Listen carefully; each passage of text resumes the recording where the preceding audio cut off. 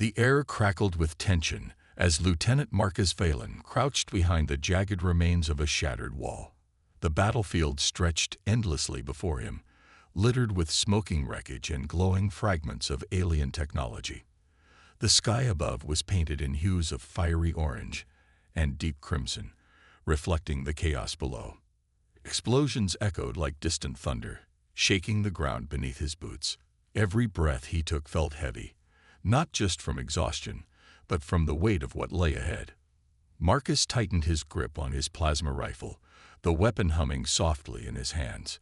His visor displayed vital stats: oxygen levels stable, heart rate elevated, and ammunition running low.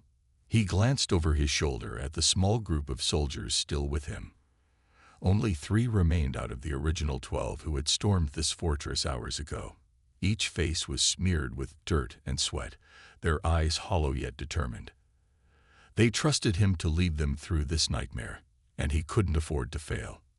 "This is it," Marcus said, his voice steady despite the storm raging inside him. "We're close to the throne room. If we can take down the Caliph Princess, we might cripple their command structure." Private Riley nodded, her blonde hair matted under her helmet. "Let's finish this, sir." Corporal Tedio adjusted his grip on his shotgun, his jaw clenched. For Earth. The trio moved forward cautiously, stepping over debris and scanning for enemies. The fortress was eerily quiet now, save for the occasional flicker of energy discharges from nearby machines. It felt like walking into the belly of a sleeping beast, every step bringing them closer to danger they couldn't fully comprehend. As they approached a massive set of double doors etched with intricate patterns that shimmered faintly, Marcus raised a fist to signal a halt. He pressed his earpiece, contacting HQ one last time. Static crackled before a familiar voice responded. "Lieutenant Valen, status report," came Commander Hayes' gruff tone. "We've reached the inner sanctum, sir," Marcus replied. "No resistance so far, but I suspect they're waiting for us inside." Hayes paused, then spoke firmly. "Remember your objective. Neutralize the target at all costs. Humanity depends on you." Marcus swallowed hard, cutting off the transmission. He turned to his team. "Whatever happens, stay sharp. We don't know what's waiting for us beyond these doors." With a nod, Corporal Tedio planted an explosive charge on the lock mechanism. A few seconds later, the doors blasted open with a deafening boom, revealing a cavernous chamber bathed in soft, otherworldly light. The air smelled strange, metallic yet sweet, unlike anything Marcus had encountered before. At the center of the room stood a lone figure, silhouetted against a backdrop of swirling holographic displays. As they stepped inside, their weapons trained on the figure, Marcus froze. The being turned slowly, revealing herself. A tall, elegant woman clad in armor made of translucent crystal that pulsed gently with light. Her skin glowed faintly, and her eyes shimmered like liquid silver. But it wasn't her appearance that stunned Marcus. It was the way she looked at him, as if she knew him. "Marcus," she whispered, her voice melodic yet filled with disbelief. His mind reeled. How did she know his name? And why did her presence feel familiar? Before he could respond, Private Riley shouted, "Stay focused, Lieutenant. She's the enemy." But Marcus hesitated, lowering his weapon slightly. Something about her gaze stirred memories buried deep within him. Memories of laughter by a tranquil lake, of a girl with glowing fingertips telling stories of the stars. Could it be possible? Was this alien princess someone he once called a friend? The princess took a cautious step forward, her expression shifting from surprise to sadness. "You don't remember me, do you?" Marcus shook his head, trying to clear his thoughts. This wasn't part of the mission. He was here to fight, to win, to protect humanity. Yet, standing before him was a creature who seemed more human than any alien he'd ever faced. "What are you talking about?" Marcus demanded, his voice trembling. Her lips parted, ready to speak, when suddenly alarms blared throughout the chamber. Red lights began flashing, and the sound of approaching footsteps echoed from outside the hall. "They're coming," Corporal Tadio warned, raising his weapon again. The princess held up a hand, her demeanor calm but urgent. Please, Marcus, you have to listen to me. Everything you think you know about us, it's a lie. Marcus stared at her, torn between duty and curiosity. Whatever choice he made next would change everything. For himself, for humanity, and perhaps for the galaxy itself. The alarms continued to blare, their shrill tones reverberating through the chamber like an ominous countdown. Marcus's mind raced as he stood frozen, his weapon half lowered, caught between disbelief and confusion. The alien princess, her armor shimmering faintly in the dim light, watched him with an intensity that pierced through his defenses. Her eyes held no malice, only a deep sadness that seemed almost human. You have to listen, she urged again, her voice soft but urgent. I'm not your enemy. Private Riley stepped forward, her rifle trained squarely on the princess. Sir, this could be a trick. We can't trust her. Corporal Tadio nodded in agreement, his grip tightening on his shotgun. She's buying time for reinforcements. We need to act now. But Marcus didn't move. Something about her words stirred something buried deep within him, fragments of memories long forgotten. He stared at her face, searching for answers. There was something familiar in the way she tilted her head, the slight curve of her lips when she spoke. It was as if he'd seen her before, not as an enemy, but as someone close, someone dear. Who are you? Marcus asked finally, his voice low but steady. Her expression softened, and for a moment, she looked relieved. My name is Lyra, and once upon a time, we were friends. The words hit him like a shockwave. Friends? How could that be possible? She was Caliph, one of them, part of the species humanity had been fighting for decades. Yet, as much as his logical mind screamed at him to dismiss her claim, another part of him, a quieter, more instinctive part, recognized truth in her statement. Before Marcus could respond, the sound of heavy footsteps grew louder, accompanied by the hum of energy weapons being powered up. Reinforcements were closing in fast. Lyra glanced toward the door, then back at Marcus, her expression turning desperate. There's no time to explain everything here, she said quickly. But I swear to you, Marcus, I'm not what you think I am. If you want answers, you'll have to trust me. Marcus hesitated, torn between duty and the strange pull of recognition tugging at his heart. Trusting her would mean going against every order he'd ever received, every lesson drilled into him since joining the military. But ignoring her felt wrong, like turning his back on a truth he couldn't yet fully understand. Lieutenant, Riley snapped, breaking the tension. We don't have time for this. Lyra took a step closer, her hands raised in a gesture of peace. Please, Marcus. You know me. Deep down, you remember. Let me show you the truth. For a brief second, their gazes locked, and Marcus saw something in her eyes that silenced all doubt. It wasn't fear or manipulation. It was sincerity. Whatever she was hiding, it mattered. And if there was even a sliver of hope that she could provide answers, he owed it to himself, and to humanity, to find out. Fine, Marcus said abruptly, lowering his weapon completely. But if this is a trap, I won't hesitate to stop you.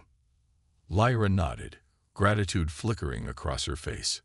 Thank you. Without waiting for further discussion, she turned and gestured for them to follow her. This way. We need to get to the archives before they seal off access. Riley and Tadio exchanged incredulous looks, but followed reluctantly, keeping their weapons ready.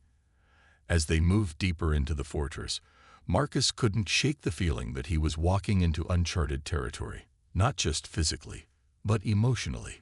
Every step felt like peeling back layers of a mystery he hadn't realized existed until now. The corridors they traversed were eerily silent, illuminated by pulsating veins of bioluminescent energy embedded in the walls. Strange symbols glowed faintly along the pathways, shifting colors as they passed. Marcus noticed Lyra's armor reacting to the environment, its glow sensing with the patterns around them. She moved with purpose, navigating the labyrinthine structure as if she'd walked these halls countless times before. Finally, they reached a sealed door marked with intricate carvings.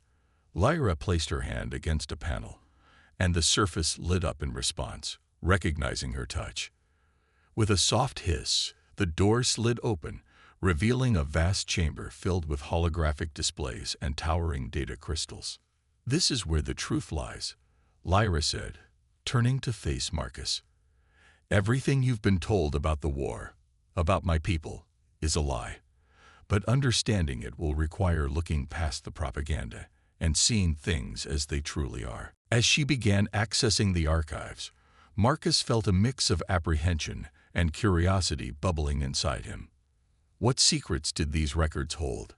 And how would they change his perception of not just the Caliph, but of himself? Behind them, the distant sound of approaching enemies grew louder. Time was running out, and Marcus knew one thing for certain. Whatever happened next, nothing would ever be the same again. The chamber was alive with light, a kaleidoscope of holographic projections swirling around them like living memories. Lyra moved swiftly among the data crystals, her fingers dancing over translucent panels that responded to her touch with bursts of color and sound. The air hummed faintly, as if the room itself were breathing alongside them. Marcus watched her intently, his mind still struggling to reconcile the image of this elegant alien princess with the fragments of childhood memories flickering at the edges of his consciousness. "Start talking," Marcus said firmly, breaking the silence. "Who are you really? And how do I know you?" Lyra paused, turning to face him. For a moment, she looked unsure, as though weighing how much to reveal. Then she sighed softly, her shoulders relaxing. "I was sent to Earth centuries ago, long before the war began, as part of a cultural exchange program. My people believed in learning from others, in building bridges rather than barriers." She gestured toward one of the holograms, which shifted to display images of lush green landscapes bathed in sunlight. A young girl stood by a shimmering lake, laughing as she skipped stones across its surface. Beside her was a boy with messy dark hair, grinning widely. The scene felt achingly familiar. "That's us," Lyra said quietly. "You and me. Back then, you called me your best friend." Marcus stared at the hologram, his chest tightening. He remembered it now, the warmth of the sun on his skin, the sound of her laughter echoing through the trees. She had claimed to be from the stars, but he'd dismissed it as a child's imagination. To him, she had simply been Lyra, the girl who taught him how to find constellations in the night sky and told stories about distant worlds. "But you left," Marcus murmured, the pieces falling into place. "One day, you just disappeared." Lyra nodded, her expression pained. "My people recalled me. Tensions between our species were rising, and they feared what might happen if humans discovered too much about us. I didn't want to go. I begged to stay. But my duty was to my family, to my home." Her words stirred conflicting emotions within Marcus. On one hand, he wanted to believe her. The memories felt real, undeniable. But on the other hand, everything he'd been taught about the Caliph painted them as ruthless invaders bent on domination. Could those teachings have been lies? "What happened after you left?" Marcus asked, his voice quieter now. Lyra hesitated before answering. At first, there was hope. Diplomatic relations continued, albeit cautiously. But over time, fear took root. Leaders on both sides manipulated the truth, sowing distrust and hatred. Propaganda turned neighbors into enemies, until the only thing anyone could see was war. She activated another hologram, this one showing news broadcasts and military footage. Humans marched alongside banners declaring victory against the alien menace, while Caliph citizens chanted slogans calling for humanity's destruction. It was a stark contrast to the peaceful scenes of their shared past. "This isn't who we are," Lyra continued, her voice trembling with emotion. "Neither humans nor Caliph are inherently evil. We've been pitted against each other by those who benefit from chaos and control. Before Marcus could respond, Private Riley interrupted sharply. Even if all this is true, sir, what does it change? The war is real. People are dying every day because of it. Corporal Tedio nodded grimly. She's right. Knowing why doesn't stop the fighting. Lyra turned to them, her silver eyes filled with resolve. No, it doesn't. But understanding the truth gives us a chance to end it, for good. As she spoke, the faint hum of energy weapons grew louder outside the chamber. Reinforcements were closing in, their presence signaled by the red glow of warning lights spilling through cracks in the walls. Time was running out. We need proof, Marcus said suddenly, his mind racing. Something concrete to show everyone, the soldiers, the civilians, that this war has been built on lies. Lyra's lips curved into a small, determined smile. That's why we're here. These archives contain records of secret negotiations, forged alliances, and suppressed evidence of peace attempts sabotaged by extremists on both sides. If we can broadcast this information across the galaxy, we can expose the architects of this conflict. Marcus clenched his fists, weighing the risks. Broadcasting such sensitive data would put them directly in the crosshairs of every power player in the galaxy. But if it worked, it could ignite a movement, a call for unity instead of division. All right, Marcus said finally, his voice firm. Let's do it. Lyra nodded, her hands moving quickly over the controls. Behind them, the sound of footsteps echoed closer, accompanied by shouts in an unfamiliar language. They were running out of time. Get ready, Marcus told his team, raising his weapon once more. We're not leaving without finishing this. As Lyra worked tirelessly to compile the data, Marcus couldn't help but glance back at the holograms of their childhood. Whatever happened next, he knew one thing for certain. This wasn't just about ending a war anymore. It was about reclaiming something lost. A bond stronger than fear, stronger even than hate. And maybe, just maybe, finding a way forward together. The tension in the chamber was palpable as Lyra worked feverishly to compile the incriminating data. Her fingers moved deftly over glowing panels, pulling up streams of information that flickered across the holographic displays. Each file revealed another layer of deceit, secret treaties, fabricated attacks, and covert operations designed to keep humanity and the Caliph locked in endless conflict. Marcus watched silently, his jaw clenched, anger simmering beneath the surface. The enormity of the betrayal weighed heavily on him. How many lives had been lost because of lies?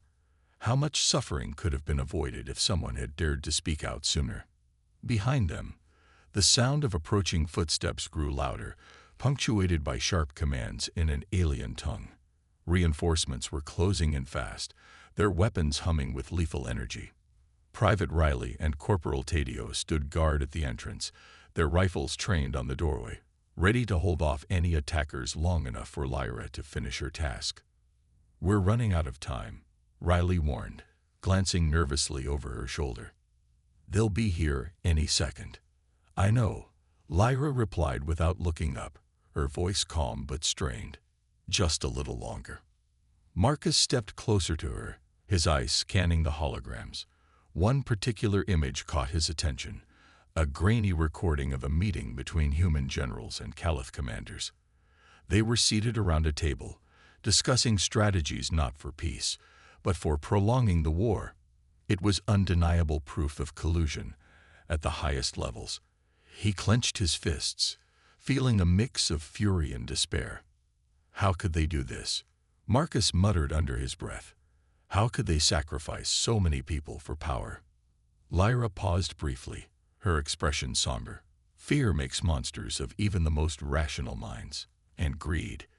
Greed ensures those monsters stay in control. Before Marcus could respond, a sudden explosion rocked the chamber, sending shards of crystalline debris raining down. The door burst open, revealing a squad of heavily armed Caliph warriors clad in sleek black armor. Their leader, a towering figure with piercing red eyes, stepped forward, weapon raised. Princess Lyra. The warrior barked, his voice cold and commanding. Step away from the archives. You've gone too far. Lyra straightened, her demeanor shifting instantly from urgency to defiance. Captain Velos, she said coolly, recognizing the intruder, you always did serve the council blindly. Tell me, are you proud of what they've done? Of how many lives they've destroyed? Velos's gaze hardened. I serve the Caliph Dominion, not your ideals. Your actions endanger us all. Marcus stepped forward, placing himself between Lyra and the advancing soldiers. Back off, he growled, raising his plasma rifle. She's not going anywhere. Velos smirked, his weapon aimed squarely at Marcus. And who will stop me, human? You. For a moment, the room seemed suspended in time, the air thick with hostility. Then, unexpectedly, a new voice cut through the tension. Enough, shouted Corporal Tadio, stepping into the fray. But instead of aiming his shotgun at the Caliph, he turned it toward Marcus and Lyra. We didn't sign up for this rebellion nonsense. We came here to fight aliens, not join forces with them. Riley gasped, lowering her weapon slightly. Tadio, what are you doing? Tadio's face was grim, his hands trembling as he held the gun steady. I'm sorry, Lieutenant.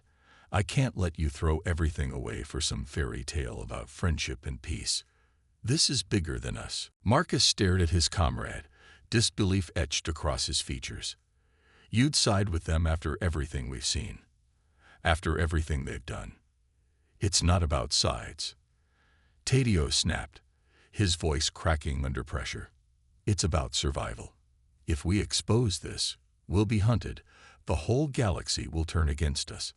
Is that what you want? Lyra stepped forward, her glowing armor casting soft light across the room. Corporal Tadio, she said gently, her tone unwavering despite the danger. You fear chaos, but clinging to these lies only perpetuates it. The truth may bring pain, but it also brings hope. Tadio hesitated, visibly torn. Before anyone could act, Velos seized the opportunity, signaling his troops to advance. Chaos erupted as blaster fire filled the chamber, forcing everyone to take cover behind consoles and shattered debris. Riley returned fire, shouting orders while trying to keep the enemy at bay. Marcus, Lyra called urgently, ducking behind a pillar. The upload is almost complete. Once it's done, we need to transmit the signal from the relay station outside. Marcus nodded, firing a few rounds before responding. Got it. Just hang on. The battle raged on, each second stretching into eternity. Despite their dwindling ammunition and overwhelming odds, Marcus refused to give up.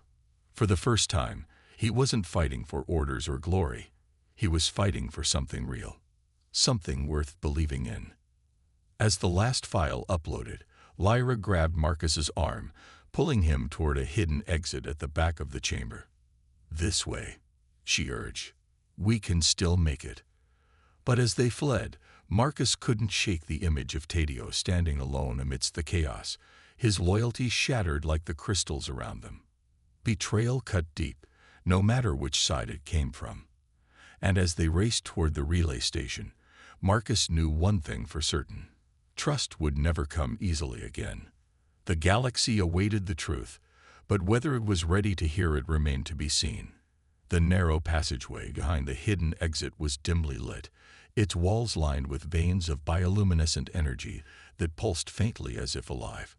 Marcus and Lyra moved quickly but cautiously, their footsteps echoing softly against the metallic surface.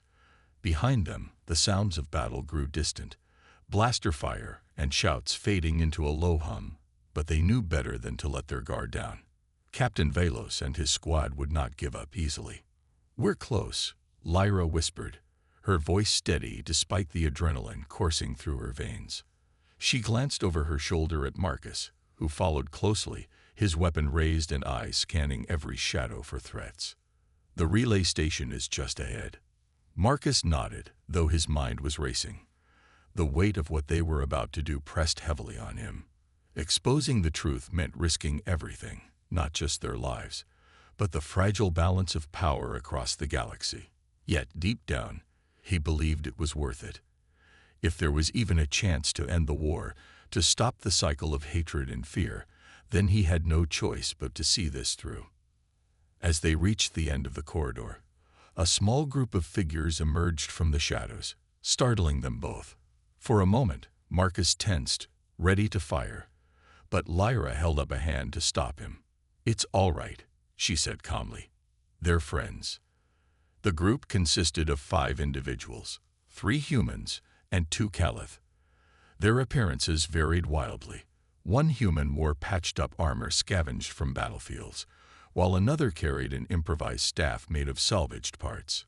The Caliph members glowed faintly, their crystalline skin marked with scars from past conflicts. Despite their differences, they shared a common look of determination. "This is Keros," Lyra introduced, gesturing to a grizzled human man with a cybernetic arm.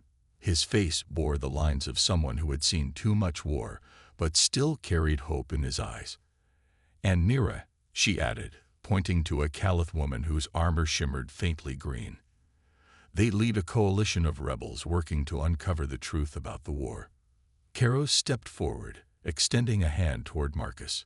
"Lieutenant Valen, I presume. Your reputation precedes you." Marcus hesitated before shaking the man's hand. "How do you know me?" "We've been watching you," Nira replied, her melodic voice carrying a hint of amusement. "You've caused quite a stir among our mutual enemies." Lyra explained further. "These are some of the few brave enough to question the narrative fed to us by our leaders. They've been gathering evidence and rallying support for years. Together, we might stand a chance." Before Marcus could respond, Riley appeared around the corner, breathing heavily and clutching her rifle tightly. Her uniform was torn, and smudges of dirt covered her face, but she looked relieved to see them. "I lost Tadio back there," she admitted, her voice tinged with guilt.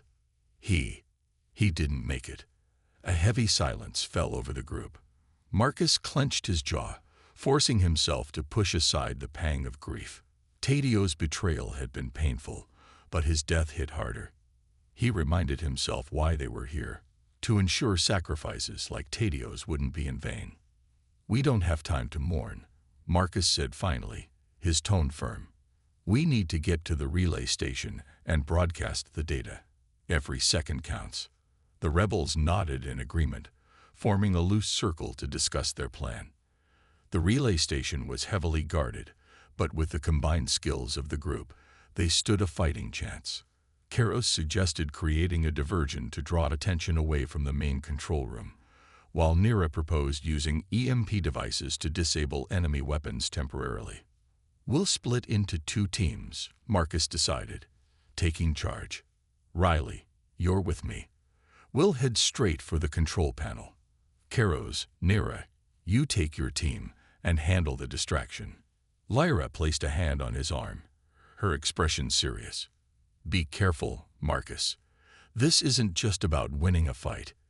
It's about proving that peace is possible." He met her gaze, seeing the same resolve reflected in her silver eyes. "I know." The approach to the relay station was tense. Shadows danced along the walls as they crept closer, avoiding patrols of Caliph warriors and human mercenaries alike. The air smelled of ozone and metal, a constant reminder of the technology powering the facility. When they reached the entrance, Keros gave a sharp nod, signaling the start of the operation. With a deafening roar, the rebels detonated a series of charges near the outer perimeter, drawing immediate attention from nearby guards. Alarms blared, and chaos erupted as soldiers rushed toward the source of the explosion. Taking advantage of the confusion, Marcus, Riley, and Lyra slipped inside unnoticed. The control room was a maze of glowing panels and humming machinery. Lyra moved swiftly to the central console, her fingers flying over the interface as she initiated the transmission sequence. Marcus and Riley stood watch, exchanging fire with stray enemies who managed to breach the area. "They're onto us," Riley shouted, ducking behind a console as blaster bolts ricocheted off the walls. "Almost done," Lyra called back, sweat beading on her forehead. "Hold them off just a little longer." Marcus fired a precise shot, disabling a charging soldier. His heart pounded in his chest, each breath feeling heavier than the last. For a brief moment, he thought about all the lives that had been lost. The friends, the comrades, the innocent civilians caught in the crossfire. This had to work. It had to. Finally, Lyra let out a triumphant cry. It's done. The signal is live. But their victory was short-lived. A massive force of reinforcements stormed the room, led by Captain Velos himself. Cornered and outnumbered, the trio exchanged grim looks. There was no way out. Go, Lyra urged, stepping forward. I'll hold them off. No, Marcus protested, gripping her arm. We're not leaving you. Lyra smiled sadly, her eyes filled with quiet strength. This is my fight too, Marcus. Trust me. Before he could argue further, she turned to face the advancing enemies, raising her hands in a gesture of defiance. Energy surged around her, forming a protective barrier that forced the attackers to retreat momentarily. Now, she shouted, her voice cutting through the noise. Torn but determined, Marcus grabbed Riley's arm and sprinted toward the exit. As they disappeared into the shadows, the sound of Lyra's voice echoed in his ears, one final plea for unity, for hope. Somewhere in the distance, the first broadcasts began to ripple across the galaxy, carrying the truth to billions. Whether it would ignite change or spark more conflict remained uncertain. But one thing was clear. The seeds of revolution had been planted. The transmission was live, spreading like wildfire across the galaxy. Screens flickered to life on space stations, in homes, and aboard warships, displaying undeniable evidence of betrayal and manipulation. The faces of human generals and Caliph commanders appeared side by side, their voices cold as they plotted strategies to prolong the war for profit and power. For a moment, the universe seemed to hold its breath. Inside the relay station, Marcus and Riley crouched behind a shattered console, catching their breath while chaos erupted outside. Shouts of confusion and anger echoed through the corridors as soldiers, both human and Caliph, reacted to the revelations. Some turned on their own comrades, questioning orders they had followed blindly for years. Others doubled down, refusing to believe what they were seeing. "Do you think it's working?" Riley asked, her voice barely above a whisper. Her hands trembled as she reloaded her rifle, her eyes darting toward the doorway where Lyra had stayed behind. Marcus hesitated before answering. He wanted to believe that the truth would be enough, that exposing the lies would spark a movement for peace, but the reality was far more complicated. "It's a start," he said finally, his tone heavy with uncertainty. "But we're not out of this yet." As if on cue, the sound of energy weapons firing grew louder, accompanied by the unmistakable hum of Lyra's barrier straining under relentless assault. Marcus clenched his fists, guilt gnawing at him for leaving her behind. She had sacrificed herself so they could escape, but at what cost? "We can't just leave her," Marcus muttered, rising to his feet despite Riley's protests. "Sir, there's nothing we can do."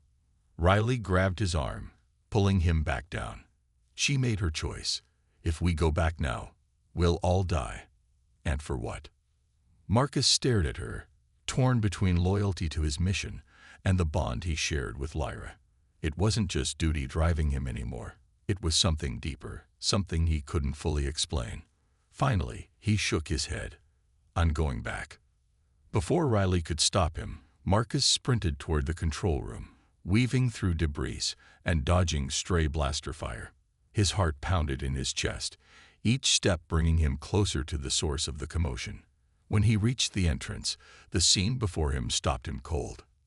Lyra stood at the center of the room, her armor glowing brighter than ever, surrounded by a shimmering dome of energy. Outside the barrier, Captain Velos and his troops unleashed everything they had. Blasters, grenades, even melee weapons, but none could penetrate her shield. Yet Marcus could see the toll it was taking on her.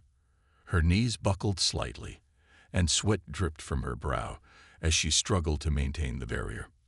"Lyra," Marcus shouted, rushing forward. Her head snapped up, and for a brief moment, relief flickered across her face. "Marcus, I told you to go.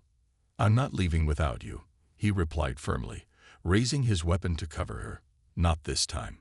Velos noticed Marcus's arrival and sneered, gesturing for his men to focus their attacks on the new threat. Blaster bolts ricocheted off nearby consoles as Marcus dove for cover, returning fire with precision. Despite being outnumbered, his determination gave him an edge, allowing him to take down several enemies before reinforcements arrived. Lyra's barrier flickered dangerously, the strain becoming too much for her to bear. "Marcus, listen to me," she said urgently, her voice trained but resolute. "You need to get out of here. This place is rigged to collapse once the signal is fully transmitted. You have to survive, to carry the message forward." "No," Marcus growled, shaking his head. "We're finishing this together." For a split second, their eyes met, and Marcus saw something in hers he hadn't noticed before, a quiet acceptance, a willingness to sacrifice everything for the greater good. It terrified him, but it also filled him with resolve. Suddenly, a massive explosion rocked the station, sending shockwaves rippling through the structure. The diversion orchestrated by Keros and Nera had succeeded, collapsing part of the outer perimeter and cutting off reinforcements. The remaining soldiers faltered, giving Marcus and Lyra a brief reprieve. "This is our chance," Marcus said, grabbing Lyra's hand. "Let's move." But Lyra resisted, her grip firm. "No, Marcus, my energy is almost depleted. If I leave now, the barrier will fall, and they'll stop the transmission. I have to stay." Tears welled up in Marcus's eyes as realization dawned on him. There was no way out, not for her. "You don't have to do this alone," he whispered hoarsely. "Yes, I do," she replied softly, her expression softening. "But promise me one thing. Don't let this be the end. Keep fighting, for peace, for unity. That's the only way my sacrifice will mean something." Before Marcus could respond, Lyra pushed him away gently, her barrier flaring one last time as she channeled all her remaining strength into securing the transmission. The ground beneath them began to quake violently, signaling the impending collapse of the station. "Go," she shouted, her voice filled with urgency. Now, reluctantly, Marcus obeyed, forcing himself to run despite every fiber of his being screaming to stay. As he reached the exit, he glanced back one final time, locking eyes with Lyra. Her armor pulsed brightly, illuminating the room like a beacon of hope amidst destruction. Then, with a deafening roar, the ceiling collapsed, burying the control room and Lyra in rubble. Outside, Riley waited anxiously, her face lighting up with relief when she saw Marcus emerge from the crumbling station. Without a word, they ran together, putting as much distance as possible between themselves and the devastation. Behind them, the station exploded in a brilliant flash of light, scattering debris across the sky. As they caught their breath, Marcus looked up at the stars, tears streaming down his face.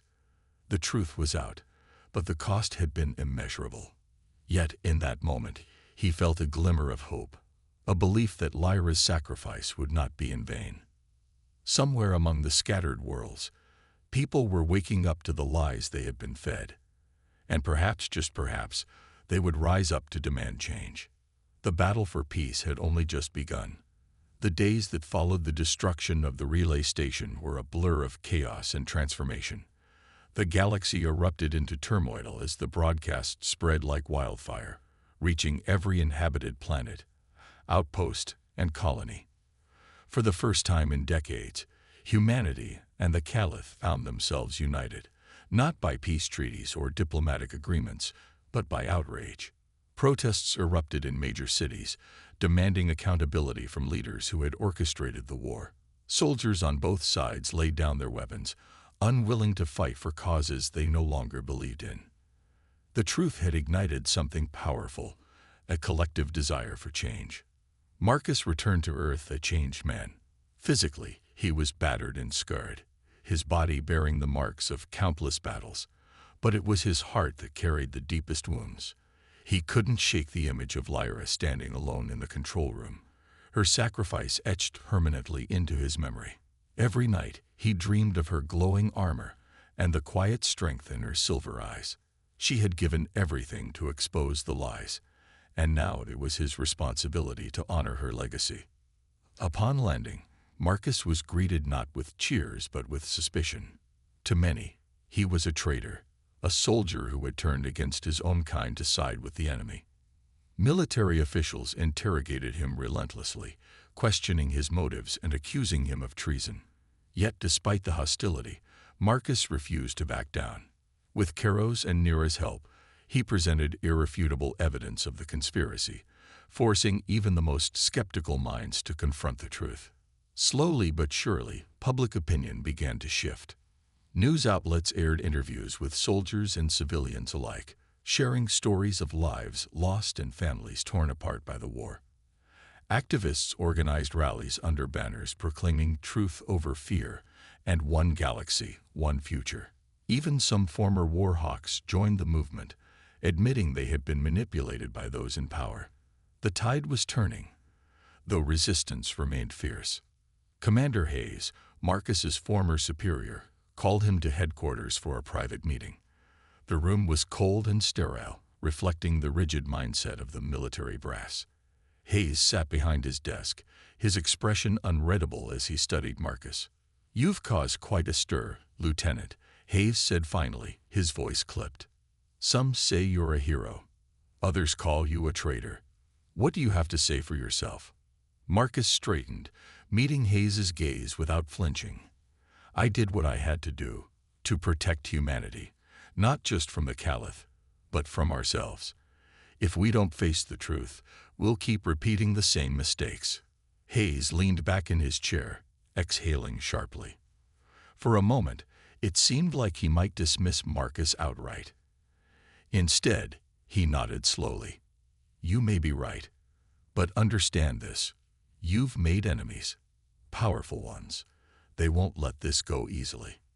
"I know," Marcus replied, his voice steady, "but neither will I." In the weeks that followed, Marcus dedicated himself to building bridges between humans and the Caliph.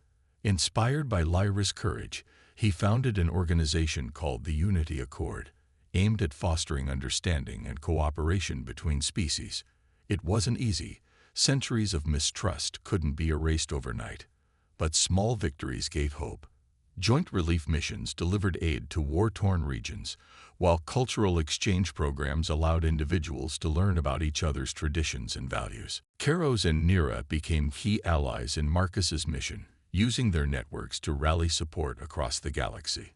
Together, they traveled to planets ravaged by the war, speaking to crowds about the importance of unity over division.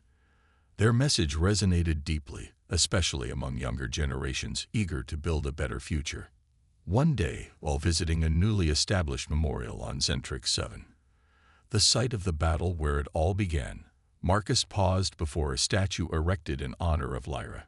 Carved from shimmering crystal, it depicted her standing tall, her arms outstretched as if embracing the universe.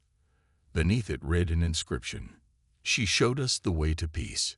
Tears welled up in Marcus's eyes as he placed a hand on the base of the statue. "Thank you," he whispered, his voice trembling, "for everything." As he stood there, a young girl approached him hesitantly, her wide eyes filled with curiosity. "Are you the one who fought alongside Princess Lyra?" she asked. Marcus knelt down to meet her gaze, smiling softly. "Yes, I am. And she was braver than anyone I've ever known." The girl nodded solemnly. "My mom says she saved us all. Do you think we can really live together, humans and Caliph?" Looking into her hopeful face, Marcus felt a renewed sense of purpose. "I believe we can," he said firmly, "but it's up to all of us to make it happen." Years passed, and the galaxy continued to heal. While tensions lingered, progress was undeniable.